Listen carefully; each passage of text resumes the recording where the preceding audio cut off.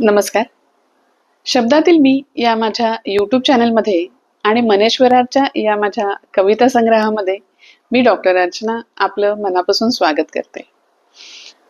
आपल्या हक्काच्या माणसाला किंवा आपल्या जवळच्या माणसाला जेव्हा आपली काळजी लागते, ज्याचं आपल्यावर मनापासून प्रेम असतं, त्याला आपली जेव्हा काळजी लागते, त्यावेळेस त्याचं मन काय बोलतं हे मी आज 4 ओळीमध्ये लिहिण्याचा प्रयत्न केला आहे.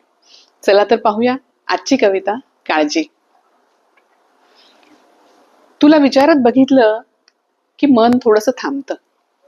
तुला विचारत बघितलं की मन थोडंसं थांबतं. तुझ्या शांत नजरेत माझं सगळं आयुष्य पुढे उभं राहतं.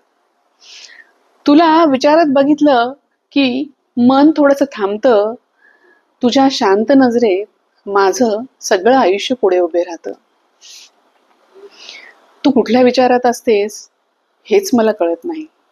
तू कुठल्या विचारात असतेस हेच मला कळत नाही. राहून राहून वाटतं त्या विचारात मी आहे की नाही. तू कुठल्या विचारात असतेस हेच मला कळत नाही. राहून राहून वाटतं त्या विचारात मी आहे की नाही. तुला असं बघितलं की मन खूपच हळवं होतं. तुला असं बघितलं की मन खूपच हळवं होतं.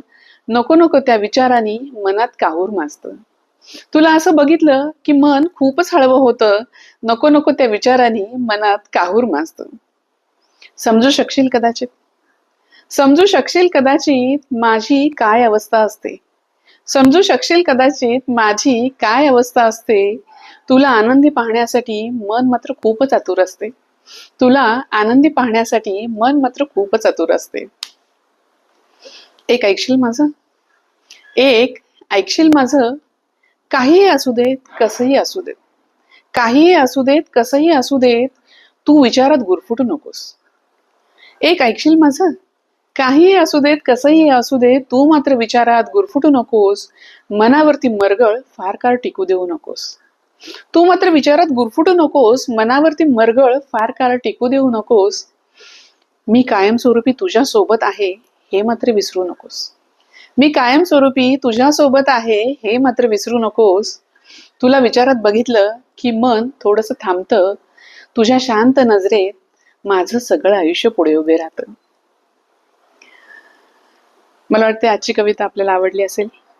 कसं असतं ना की जेव्हा माणूस खूपच एखाद्यावर जेव्हा प्रेम करतं, तेव्हा त्या प्रेमातून ही काळजी निर्माण होत असते. आणि या काळजीपोटी, या प्रेमापोटी त्या मनामध्ये काय अस्वस्थता असते हे आपण समजू शकाल. चला तर मग पुन्हा भेटू पुढच्या गुरुवारी एका नवीन कवितेसह, एका नवीन विषयासह. तोपर्यंत धन्यवाद.